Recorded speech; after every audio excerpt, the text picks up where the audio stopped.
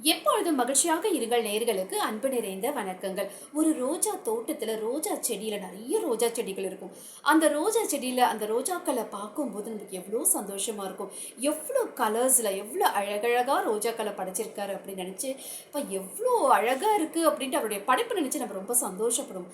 அதே சமயத்துல ஒரு சின்ன கேள்வியும் கடவுளை கேட்போம். இவ்வளோ அழகான ரோஜாக்கள் மத்தியில எதுக்குப்பா இவ்வளோ முட்கள் அப்படின்னு நம்ம கடவுளை கேட்போம். அதாவது நாம ஒரு ரோஜா செடியை தொடுறதுக்கு முன்னாடி நம்ம ரோஜாவை எடுக்கணும் அப்படி நினைச்சோம் அப்படின்னா, பறிக்கணும் அப்படி நினைச்சோம் அப்படின்னா, ஏதாவது ஒரு முள்ளு நம்மள அறியாம நம்ம எவ்வளோ கேர்ஃபுல்லா போனாலும் அந்த முள்ளு நம்ம கையில குத்திக்கும். ஒண்ணு நம்மளுக்கு வலிக்கும், இல்ல ரத்தம் வரும்.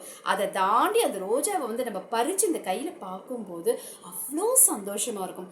கடவுளுடைய படைப்பு ஒவ்வொன்றுமே ஏதோ ஒரு வகையில நம்மளுக்கு ஏதோ சொல்ல வருது, கடவுள் ஏதோ சொல்ல நினைக்கிறாரு அப்படின்னு நம்ம அர்த்தங்க. எப்படின்ட்டு கேட்குறீங்களா? நம்ம வாழ்க்கையில கஷ்டங்கள், நஷ்டங்கள், துக்கங்கள், துயரங்கள், கண்ணீர்கள், தோல்விகள், நிராகரிப்புகள், அவமானங்கள், உதாசீனங்கள், ஏளனப்படுத்துதல், இவை அனைத்தும் முட்கள் போன்றவை.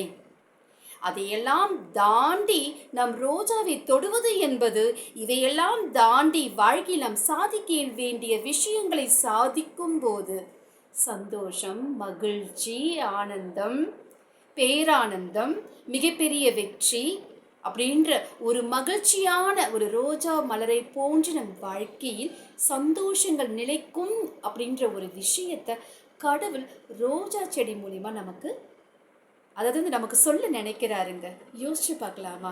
எப்பவுமே நான் நினைப்பேன், நான் நினைக்கிற விஷயங்களை, யதார்த்தமான விஷயங்களை உங்களோட பகிர்ந்துக்கணும் அப்படின்னு நினைச்சேங்க. யோசிக்கலாமா? என்னுடைய சேனலை லைக் பண்ணி, ஷேர் பண்ணி, சப்ஸ்கிரைப் பண்ணுங்க.